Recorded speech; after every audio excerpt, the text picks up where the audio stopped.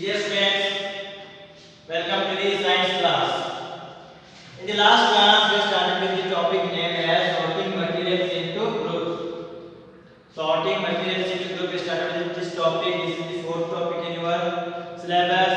As well as we discuss about the what are the materials, what are the objects, and what is the matter in the last class. I have told you to make the table of 2 pages of those objects. From where does those objects are made? We have to make those lists. So that if you remember the last class, objects are nothing but the bench, the door, everything which is around us is nothing but the object. So that in general we can say that object is nothing but what which we can feel it and which we can touch it. In the same manner, in the last class only we discussed about the materials. The materials are nothing but those are the substances which are used for the making of the objects. Materials are the substances which are used for the making of an object. So if you take the example of the bench, it is made up of the metal. So metal is a material. The same way if you take the example of the table is also made up of the metal or wood. So that it is also can be the material which is used for the making of the table cloth. It will be metal or it may be what? It may be a wood. In the same manner, we have made the list also. So in last we have concluded that for making a single object we can use two or more materials. In the same manner, by using single material we can make more than two or three objects by using a single material. In the same manner, to making a single object we can use large amount of material. Now in today's class we are going to discuss about the properties of the material. Properties of the material. So now first of all, we are going to do an activity. We are going to see some examples. After that, we are going to see about the properties. Why actually we have to study about the properties of the material? Why should we use different type of material for the purpose of different type of objectives or objects? So take the example of tumbler. Take an example of the tumbler, right?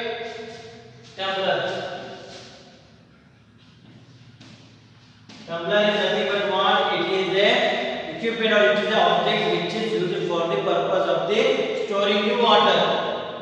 It is used for the purpose of the storing the water, tumbler. So we are going to take an example of the tumbler. From which material tumbler is made? From which material tumbler is made? Tumbler is usually made up of the metal, or it can be made up of the plastic. It is made up of the metal or plastic. Whichever tumbler you see, all the tumblers are usually made up of this metal or plastic, right? And somehow anyhow, we are going to make a tumbler of the cloth. We are going to make a tumbler of the cloth, which is made up of the cloth, right? And anyhow, somehow we are going to make the tumbler of the cloth, and we are going to store the water in the tumbler which is made from the cloth. Is it possible that water is going to store in that tumbler? In this tumbler, the water is going to store. When you take the cloth piece, we are going to make it into a tumbler and we are going to store the water in it. Is it possible that water is going to store here? No, it is not possible. Water which we are going to keep in that tumbler is going to fall down again by the small hole which this cloth has. The water is going to fall down. Right? We take the cloth piece, we are going to put the water is going to fall down. So there will be no water collection in that cloth tumbler, so that it is not possible. But if you use a plastic tumbler, is it possible that we are going to store that water in it? Yes, it is possible. In the same manner, if you take the metal, is it possible? Yes, it is possible. Right? It is going to store the water. In the same manner, this is the one example. Again, another same manner, we are going to take the vessel here. Vessel for the purpose of the cooking. For purpose of cooking, we are going to use vessels. Purpose of cooking, we are going to use vessels. In this case, we are going to make a vessel. One is made out of the plastic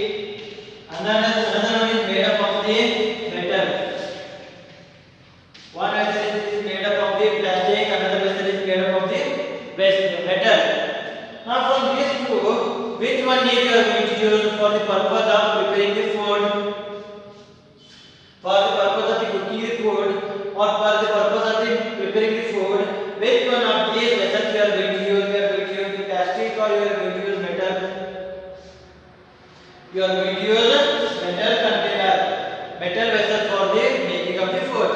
Now is it possible to use this plastic vessel for the purpose of the making of the food? Is it possible? We are going to use the vessel so that in that we are going to prepare the food in presence of heat. Is it possible to use the plastics there? No, it is not possible. So that we are going to use metal, but we are not going to use the plastic for the purpose of the preparation of the food. For the purpose of the preparation of the food. In the same manner, if you take the example of the sandals, right? Example of the sandals. Sandals. Now, right? We are going to use the sandals are made up of metal. Another is rubber. Third one is plastic. Third one is plastic. One is made up of the metal. Another is made up of the rubber. Third one is made up of the plastic. Now, which one of the sandals we are going to use? Is it possible to use metallic sandals? No. Now we are going to use the rubber sandal as well as plastic sandals for the purpose of to wearing those things. If you take the metal sandal, the sandal which is made from the metal, it will be very very hard and it will be very very rough and it will be very very heavy. So that it is not going to give us the comfort which we require. So that we are not going to use the metallic sandals. But what we are going to use? We are going to use the rubber sandals as well as plastic sandals. Why this is so? If you check you can take any number of examples. When you check each and every example, if you check the tumbler, if you check the vessel, if you check the sandals, different type of materials are used for the purpose of different type of equipment or different type of objects or different type of functions. If you see here, if you take the example of tumbler, it is not possible to use the cloth. It is not possible to use the cloth for the purpose of the storing of the water in tumbler. It is not going to give us the properties or it is not going to give us the capacity which we are going to store the water in a tumbler. But metal and plastic can be used for the purpose of those things. In the same manner, if you take the vessel, it is not possible to use the plastic for the purpose of preparing the cooking or preparing the food in the plastic vessel. But it is possible in the metallic vessel. When you take the example of sandals also, it is not possible to wear the metallic sandal, but you can wear rubber as well as plastic sandal. So why it is so? Why it is so? It is because different type of materials are going to give different type of objectives or objects. Different type of materials are going to give different type of objects, and different type of material has different type of properties. So that we are going to make those things. We are going to use those things for the different purposes. Now see here, if you take the example of tumbler, metal and plastic have the properties so that which is going to store the water. But if you take the cloth, it doesn't have that property so that it is going to store the water. So for the purpose of making a tumbler, we are going to use either metal or plastic, but we are not going to use cloth. Why? These two materials have the properties which is going to store the water in a tumbler, so that we are going to use plastic and metal only. If you check the vessels for the purpose of the cooking of the food, what we require? We should transfer the heat for the cooking purpose. One condition. Second condition, it shouldn't melt. It shouldn't melt. If you take the plastic container or plastic vessel, we have to take it to the close to the heat. What will happen? It is going to melt it out. It's completely melting out. The same way, when you take the metal closer to the flame, it is going to get heated. So that for the purpose of the preparation of the food, what we are required, which material we require? We require the metal, but plastic is not essential. Plastic is not going to give us the properties which are required for the making of the vessel for the purpose of the cooking of the food. So that plastic can't be used, metal can be used. Why it is so? Metal has properties which are required for the purpose of the cooking of the food, which is not present in the plastic. In the same manner, if you take the sandals, these two have nothing but rubber and plastic has the properties which metal doesn't have to make the sandals. Now what is required by the sandals?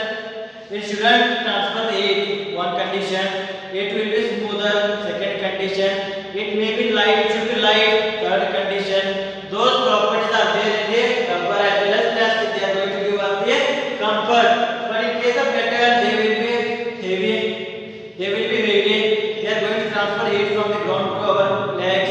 Second condition is not applicable. So that for that reason, rubber and plastic has the properties which metal doesn't have for the making of the sandals. So when you check all those examples, whichever example you take, all those examples when you check it, all the materials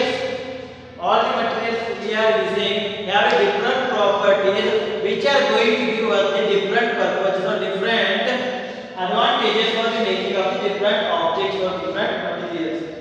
So that properties are very essential. Having a different property, if a material having a different property, that property can be used for the different objects. So that for that reason we have to learn about the properties of the material. By learning about the properties of the material, we are going to make different objects. Now if you take the metal here, metal has the property to make the tumbler as well as metal has the property to make a vessel.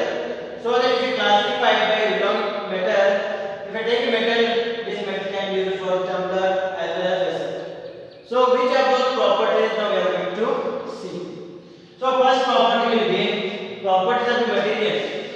Properties of the material are nothing but the characteristics of the material. Which type of the properties they have, which type of the characteristics they have. Now if you take the example of the tumbler, now if you take the example of the vessel, we are using the metal for the vessel, cooking vessel. Why? Because it is having property that it is going to conduct the heat. Heat transfer will take place in that case. For that reason, that is the property of metal. So that it is not present in the plastic. For that reason, that is not used for the purpose of the making of the vessel. In the same manner, the melting point of that metal is very high. For that reason, it is resisting the high heat. But if you take the example of plastic, it is not going to resist the high amount of heat. For that reason, the property of metal which is used here, it is used as the melting point. For that reason, metal vessels are used, but plastic vessels are not used. So then, we are going to see about the properties of the material. Properties of the material are nothing but characteristics. In general, if you want in Kannada, it is gunalakshanagalu. Gunalakshanagalu of those things. Right? If you take the example of some of the students, one of the students is very intelligent. What does that mean? He is very intelligent, which is the property of that student. What does that mean? He is going to score well in the examination directly. Directly, teacher can say that that student is going to score well in the examination. Why? His property is that he is intelligent. He is intelligent. Some persons or some students will be very good in this course. Very good in this course. So that directly student, teacher is going to say that that student is going to come in the first in the athletics. Why? He knows the property of that student that he is good at this course. So that directly he is going to say that thing. In the same way, we have to classify or to learn about the properties of the material. So the first property is appearance. So first property is appearance. Appearance, that is nothing but how they look. Appearance is nothing but actually how they look. So that in this case we are going to take the examples of some examples. We are going to do an activity. We are going to take a chalk, right? We are going to take a chalk as well as we are going to take aluminium. We are going to take aluminium. We are going to take iron. Some pieces we are going to do an activity so that what is actually the appearance, which type of appearance, those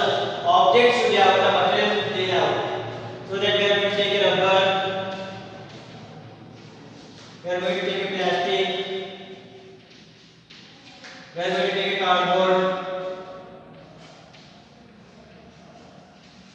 and we are also going to take any object we can take. We are going to take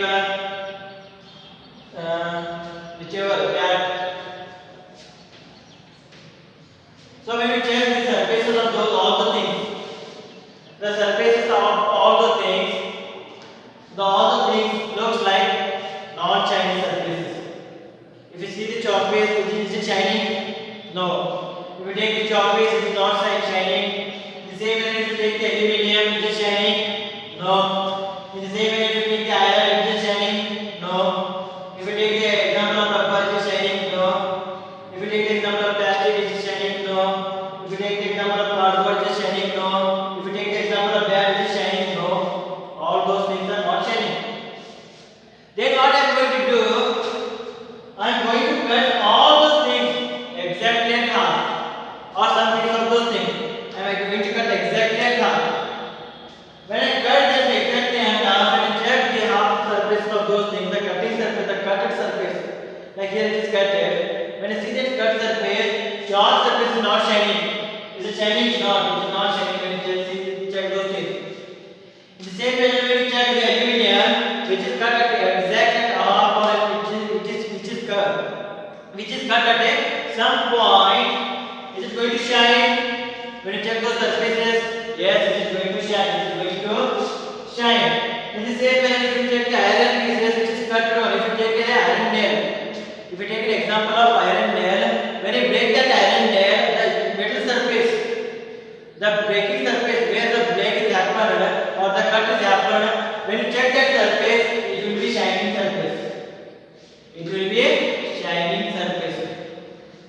In the same way, if you take the rubber, if you cut the rubber into half, or if you cut the rubber into some pieces, when you check those things, is it shining? Rubber is shining. Rubber is not shining. Rubber is not shining, so that it is not going to shine. It is same as plastic, not shining. Cardboard, not shining. Black, not shining.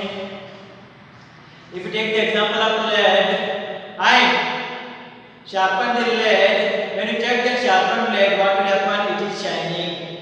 It will be shining. In the same way, if you take the example of gold, when you check the surfaces of the gold, when you check that surface of the gold, what will happen? It is shining. Yes, it appears to be shining.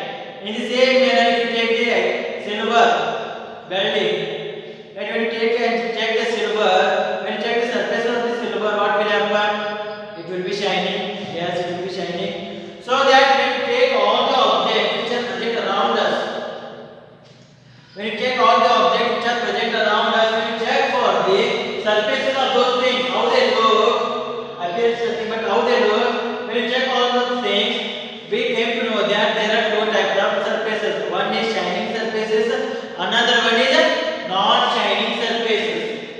One is shining surfaces, another one is non-shining surfaces. So that in appearance that is nothing but how they look. So that in those cases, we have one is shining surface, one we have shining surface, another thing we have non-shining surface.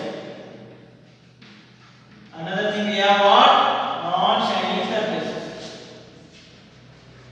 When you check the appearance of all the objects from those days which we have made in the last class, and taking those all the objects, when you check for the surfaces of those things, we came to know that some objects have shining surfaces.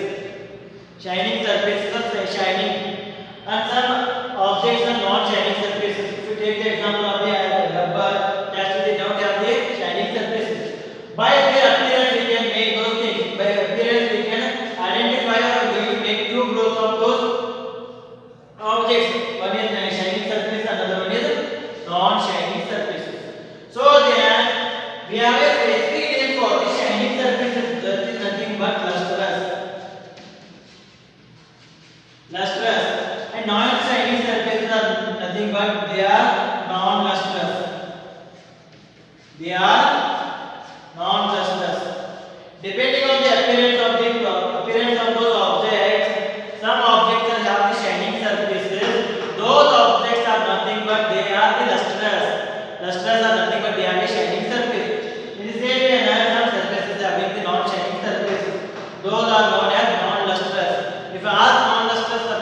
surfaces or non-lustrous objects, then you can say that non-lustrous objects are nothing but which have the non-shining surfaces of those things. So that in this manner we are going to make a list. So that shining surfaces and non-shining surfaces, depending on what? Depending on the property, that is nothing but appearance. That is nothing but appearance. So that appearance is a property by which we are going to classify the objects into two categories. One is lustrous, another one is non-lustrous. Right? And when you check all the metals, when you check all the metals, if you check the metals like here it is an iron metal, aluminum metal. If you take the gold, it is also having a shining surface. If you take the silver, it is also having a shining surface. It is also metal. When all check all the metals are come in the category of shining surfaces. That is nothing but lustrous objects. So that we can say that all the metals, whichever may be the metal, all the metals are lustrous. All the metals are lustrous, and remaining things are non-lustrous.